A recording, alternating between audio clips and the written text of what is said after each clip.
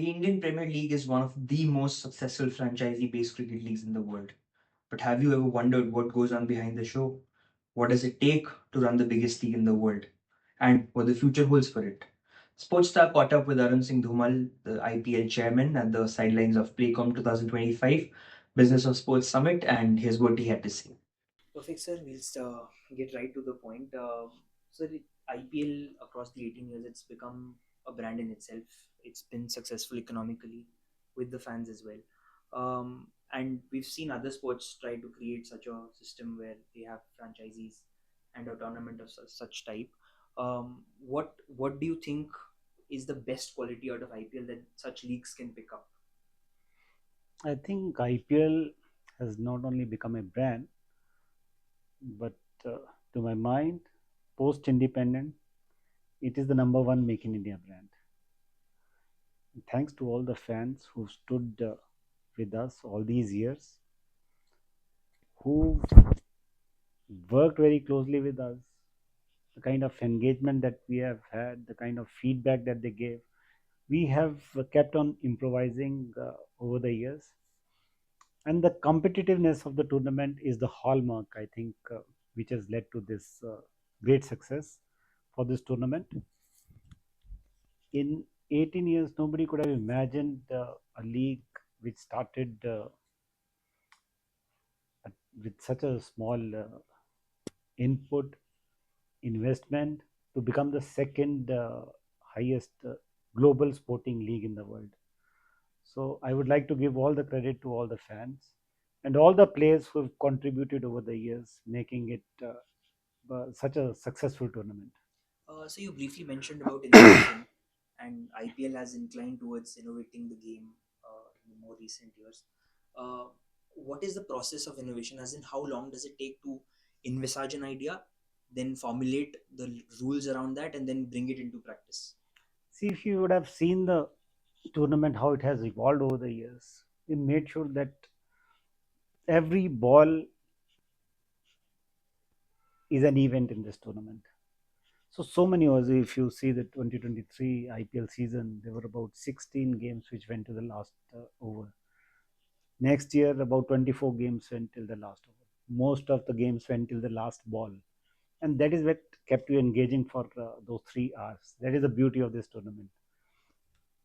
It's like a blockbuster movie. You're there to get entertained, and the kind of fireworks that happen in the field keeps you entertained for all those 3 years. Be it Bumrah taking that wicket with a Yorker or Rinku Singh hitting those maybe five sixes over the last over. So that is what keeps the fans engaging, involved, and it has brought a new kind of audience in terms of female audience, which has joined. Otherwise, normally it would be the uh, males who would be watching cricket in India. But the kind of engagement that we've seen with the women and children over the years, and the kind of fans that we have created, has kept this at a different league altogether. So, sir, when you talk about changes and innovation, do you have to think about striking a balance as to not tinker it too much and yet also give something fresh to the audience? See, we have best of the cricketers who keep on giving their inputs. We take their inputs as to what innovatively can be done to keep that engagement and keep it thriving and engaging. So all those cricketers, they would give us an idea. We will try it out with our domestic tournament. Once we see the response amongst the players and the fans, and how they have liked the idea, accordingly we try to take it to the IPL season. And most of the things, whatever we have tried it out in IPL, has been taken over then subsequently by ICC also. Right. Over the years. So that helps the game grow. That helps the games keep on innovation at its track, in terms of having this mm, uh, player Impact player. impact player, and it has made a super impact on the tournament. Right, right, right. So you talked about every ball being an event. And in such a case, you said blockbuster. This brings in the broadcasters into picture, and they have to market the product around that event. Uh, what can you tell us about how what goes into bringing on the broadcasters onto the board? to align with your vision of what you want it to be? See, broadcast is the most important stakeholder of this tournament. Broadcast is the one who's funding the game. Right. That is what keeps the valuations going up with every season. So it is very important to take their feedback. And we were the first board to start with the HD production and then 4K production. So the kind of innovation that happens in the broadcasting space, we make sure that we incorporate that with our production team, and the kind of people you would engage for commentating, that also plays a big role. So we continuously engage with the broadcaster to make sure how that engagement grows over the years. If you would have seen the kind of response that has been there for the regional languages, Yeah.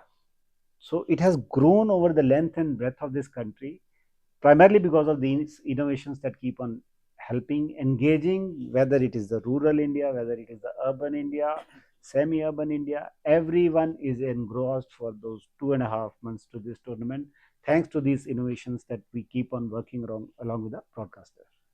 Now, sir, obviously running such a big league at such a scale is obviously not an entirely seamless process. Obviously, you would encounter hiccups along the way.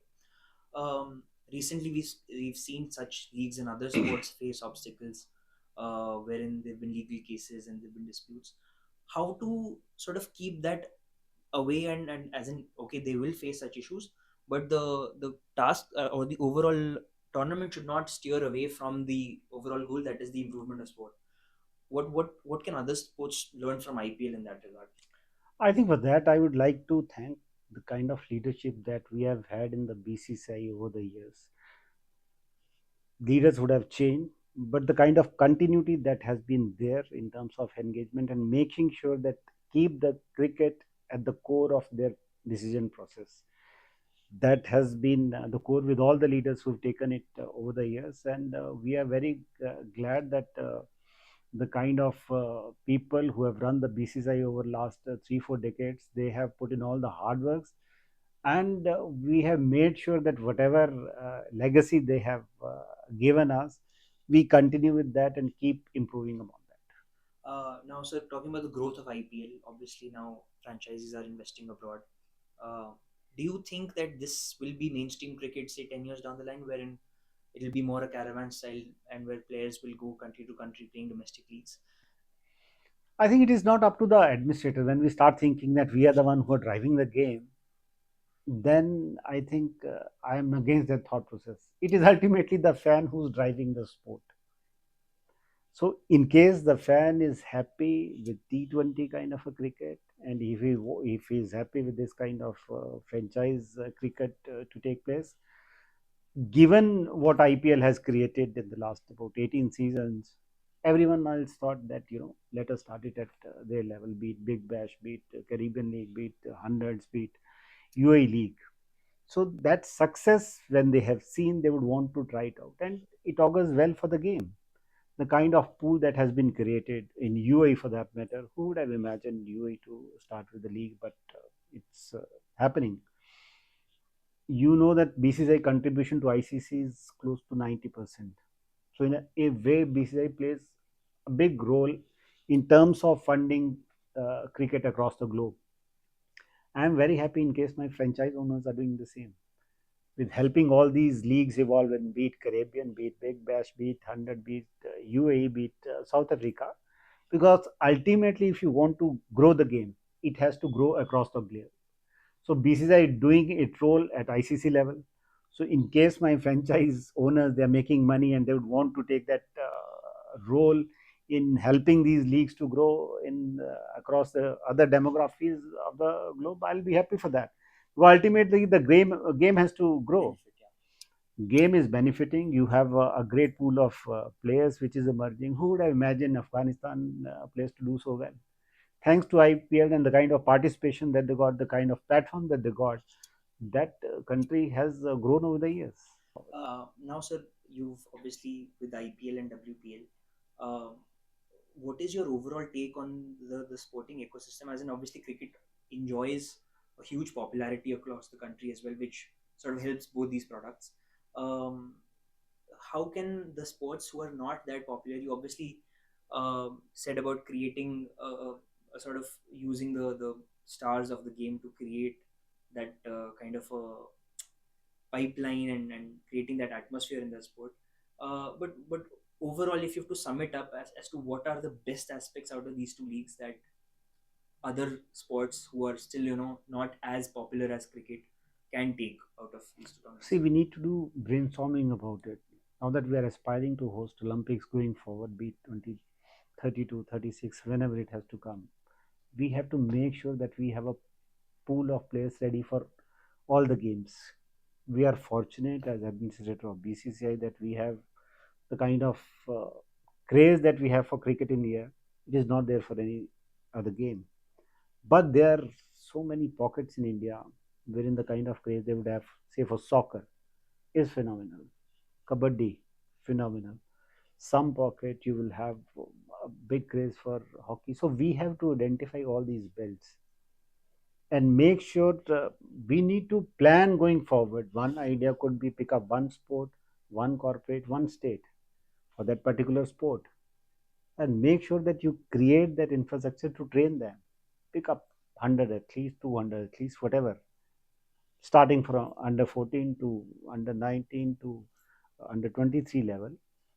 Train them for 5-10 years, and in case you can take out maybe 10-20 athletes going forward in that particular sport, that would bring you the results for Olympics.